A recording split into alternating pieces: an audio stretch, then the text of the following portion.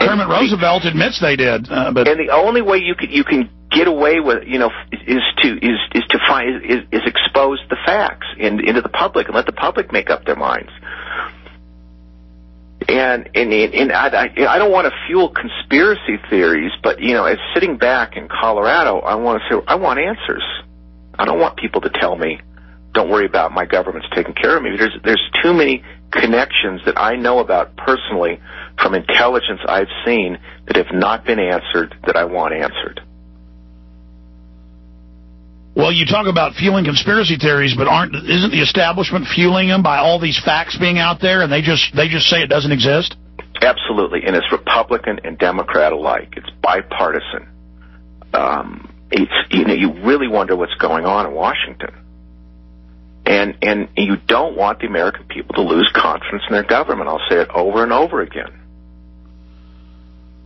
I mean, what's been covered up? What's been hidden, and we want answers.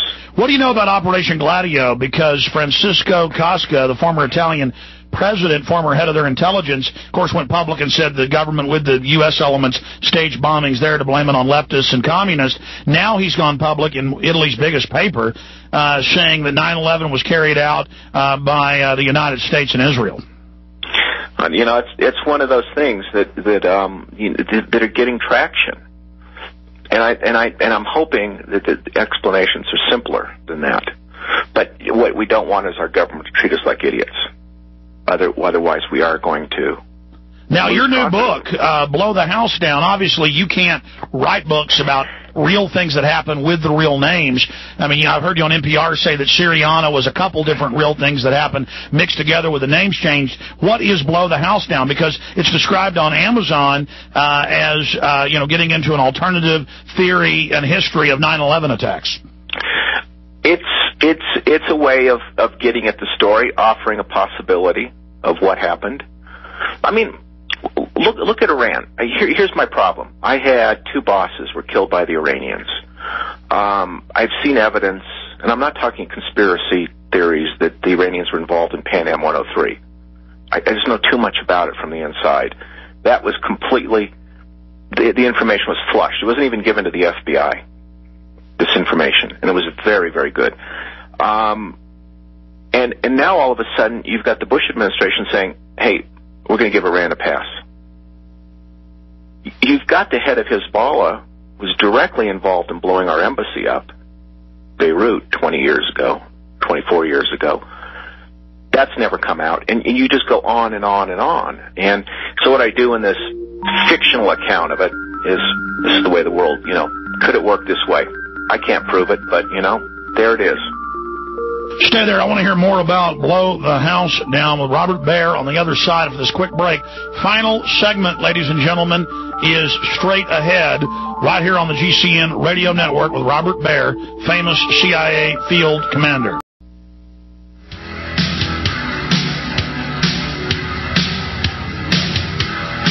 Don't forget, ladies and gentlemen, you can still order in time for Christmas all the books and documentaries we carry online at prisonplanet.com or truthnews.us. Endgame Blueprint for Global Enslavement, their own official statements, their own documents, their own memoirs, how they're setting up the North American Union, and how world government is a means to an end.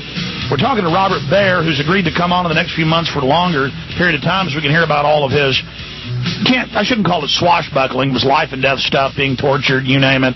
But riveting stuff. I want to get him on just to talk about his personal, activities in the field and how he thinks our intelligence system should be set up with a bigger focus on human intelligence and people in the field. The new book is Blow the House Down, available at Amazon.com and stores everywhere. And an alternate view from the establishment view of what happened on 9/11. But speaking of Prison Planet, look at how the establishment has used the war on terror to set up a police state. Bush in PDD 51, I don't know if you've seen that, Mr. Baer, says now that he's above Congress and continuity of government.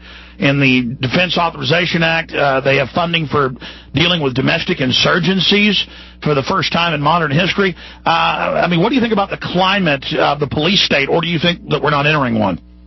Oh, I think we're definitely in it. Search and seizure, you don't need a warrant anymore. We know that. Every day we're being warned there's going to be an attack, and there isn't one. And so much information is being kept from us. I mean, Bush said that he just found out about this Iranian stuff last week. Well, that's nonsense. You don't find this stuff out from, apparently it's from telephone intercepts, and don't tell the president. You can't have a government that's fundamentally dishonest with the American people and then change the laws and not have people lose confidence, as both the Republicans and the Democrats have. I think the climate's terrible. Well, I've been watching even diplomatic programs where on C-SPAN where the diplomats are admitting that the U.S. has never lost its soft power like it has now. They're talking about it being gone, Robert. Oh, I think it is. I think the world's changed. The world has completely changed, and you get used to it. We are quickly losing our power and our ability and our moral ascendancy as well, which we depended upon and which did us so well for so many years. Did they use daily and weekly terror alerts? I mean, they've admitted they have, but your take on them using it as a political tool and really blowing their credibility, or is that an accurate statement? No, they've blown their credibility. I mean, we got the president talking in October about World War III with Iran, and then in the course of 6 weeks, it's completely changed and say that it's a benign power, Iran. Let's not worry about it. What would happen if there was a precipitous event in the next few months, a terror attack, or one of our interests was hit? I mean, you think Iran would do something like that and bring the wrath of the U.S. in, or do you think somebody else would do something? I think they've already won. I'm writing a book on Iran, and I think they've won. I mean, I just think we're going to be facing a new Tehran, and we better not hope they're as malicious as they claim to be. But we're going to be. Well, I mean, you say Iran has won. Pax Americana, Anglo American, U.S., Israel, England has lost. Couldn't somebody in the neocon camp stage a provocateur or allow something to happen to get us back in the game? Yeah, I mean, the only way you're going to get back in the game is if we reimpose the draft. We put 1 million soldiers in Iraq, in the Gulf.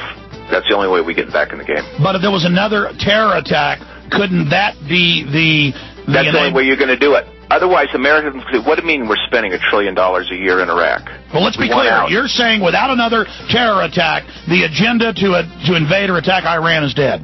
Absolutely. So who would launch that terror attack? Well, use your imagination. Whose interest is it in? It's in Saudi Arabia's interest, for instance. Because they're enemies with Iran. Yeah, so who's going to protect them against Iran unless there's an attack in this country? Ooh, I never thought of that. I never thought of that. Started a war against Islamofascism to aim them at Iran. Yeah, that's what exactly the Gulf countries want us to do, is go to war with Iran. Amazing.